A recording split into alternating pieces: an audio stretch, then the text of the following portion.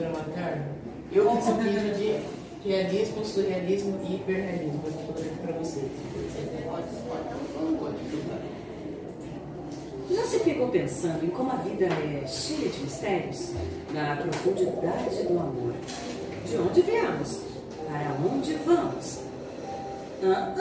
Esta não é a vibe do realismo.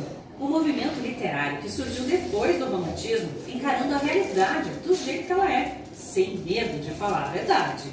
Quer aprender como foi este movimento sincerão, suas características e os autores mais importantes? Assim, na real, assista este vídeo.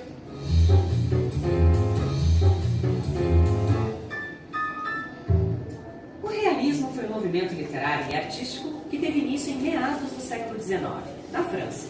Ele trouxe como proposta mostrar a realidade da forma mais objetiva possível, sendo uma oposição ao romantismo. Seu marco inicial foi o romance realista Madame Bovary, de Gustave Flaubert, em 1857, e se espalhou por várias partes do mundo.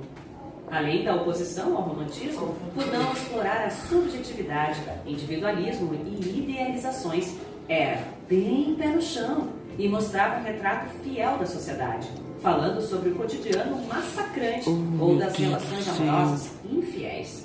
Era objetivo e, como surgiu num período de muitas transformações sociais e políticas, foi influenciado por pensamentos científico-filosóficos e um materialismo devido às ideias de progresso. Usava uma linguagem repleta de detalhes, com muita descrição de personagens e ambientes. E os temas abordados eram reais, urbanos, sociais e do cotidiano. Sendo fiel à sua proposta, o realismo também criticava os valores burgueses e instituições da sociedade, como o casamento e a igreja. Os autores faziam denúncias sociais, mostrando a realidade das cidades e de como era tratada grande parte da massa operária. Por isso, temas como pobreza, corrupção e desigualdades estavam sempre presentes. Os personagens não eram idealizados. Isso era resultado de uma análise que eles faziam da própria sociedade, mostrando pessoas comuns, com defeitos, manias e fraquezas. Uma outra característica muito interessante do realismo era como os autores aprofundavam no psicológico dos personagens, um trabalho feito através da observação, uma literatura quase científica. Aqui no Brasil, o realismo surgiu por volta de 1881, um período de eventos muito importantes. O país passava pelo processo de abolicionismo, promovendo o fim da escravidão brasileira em 1888. Na mesma altura, em 1889, ocorre a proclamação da República, além da influência do positivismo, socialismo e marxismo. O realismo no Brasil estava focado no homem, em seu cotidiano e na crítica social.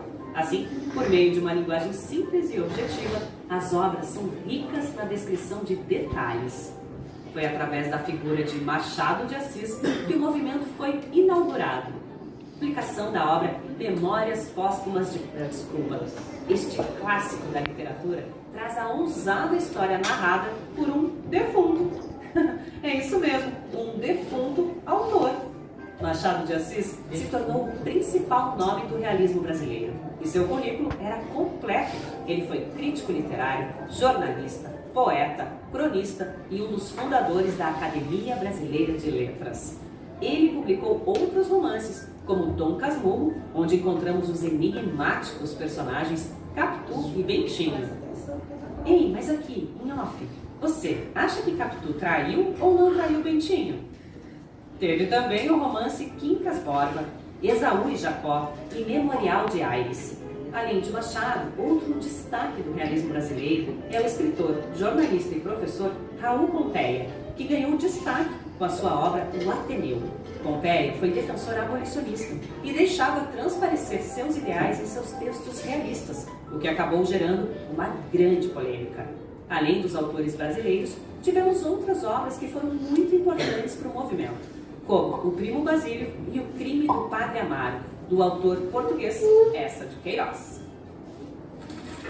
Neste vídeo, aprendemos como foi o realismo, este movimento literário que teve início na França e depois se espalhou pelo mundo. Aqui no Brasil, ele chegou no meio de eventos importantes, como a abolição e a proclamação da República, sendo inaugurado através da obra Memórias Póstumas de Brás Cubas, de Machado de Assis. Este movimento trouxe uma nova perspectiva para a literatura, com seu estilo detalhista, textos cheios de denúncia social, retratos da sociedade da época e aprofundamento psicológico dos personagens. No lugar das figuras idealizadas do romantismo, as pessoas comuns e do dia a dia ganharam protagonismo através da exposição dos seus defeitos, manias e ambições. Afinal, todos temos qualidades e defeitos, né? Hashtag a vida como ela é. Se você curtiu o realismo, acesse o link na descrição e leia mais sobre no site todamatéria.com.br. E para outros vídeos como este, se inscreva no nosso canal e não esqueça de deixar o seu like, bem realista, tá? Ficamos por aqui e até a próxima!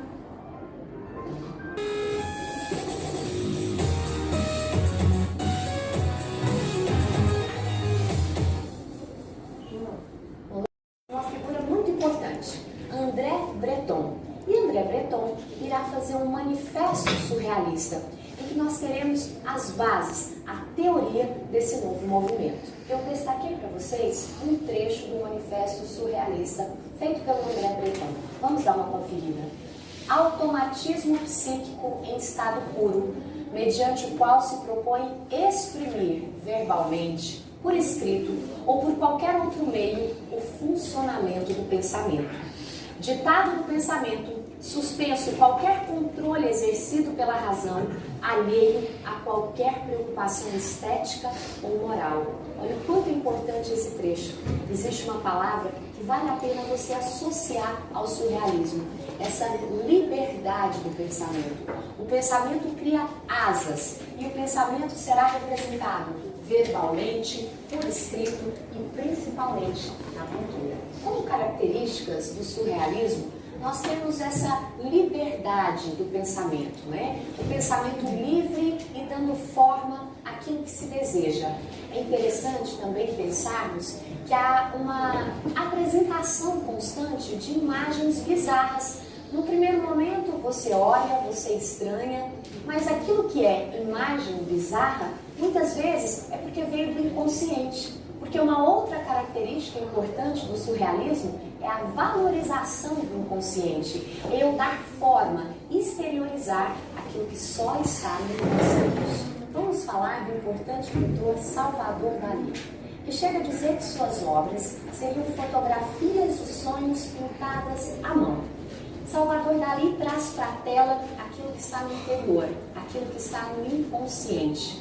Muitas vezes diluindo, dissolvendo algumas imagens concretas. Essas características que mencionamos, você pode verificar na obra A Construção da Memória, de Salvador Dalí. Observe que nós temos um ambiente árido, um ambiente desértico. Observe que os relógios estão derretendo, a memória que se esvai. Não existe a concretude, não existe as certezas, até porque é o inconsciente que trabalha nesse momento. Além disso, temos uma outra telequestão, o sono.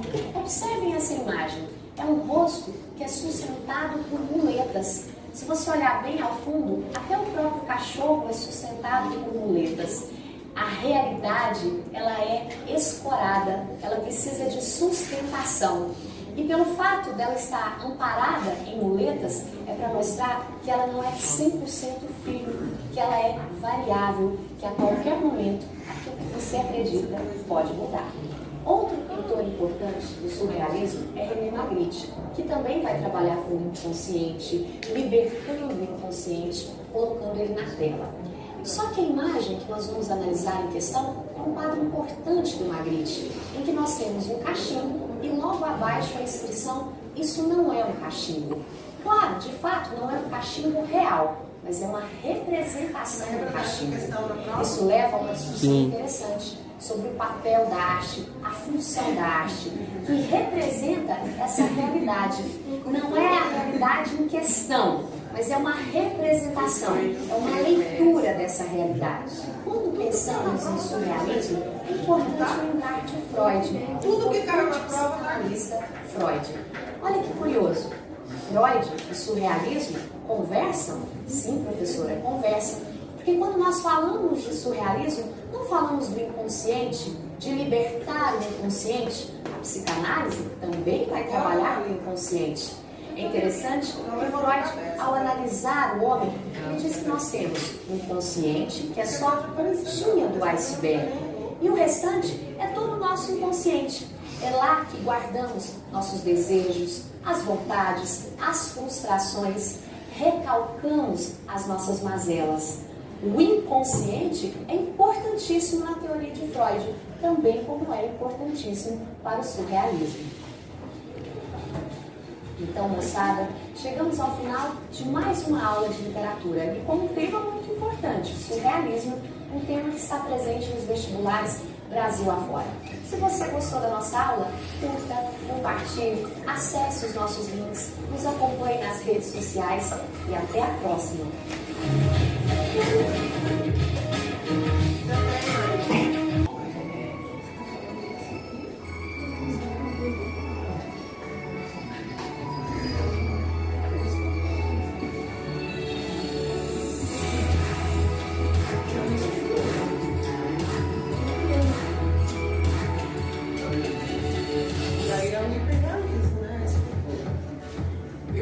Eu achei que isso aqui...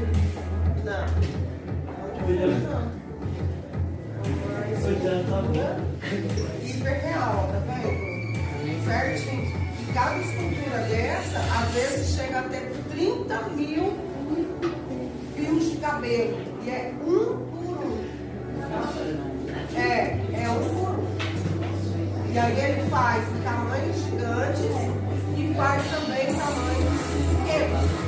Cabe numa caixa.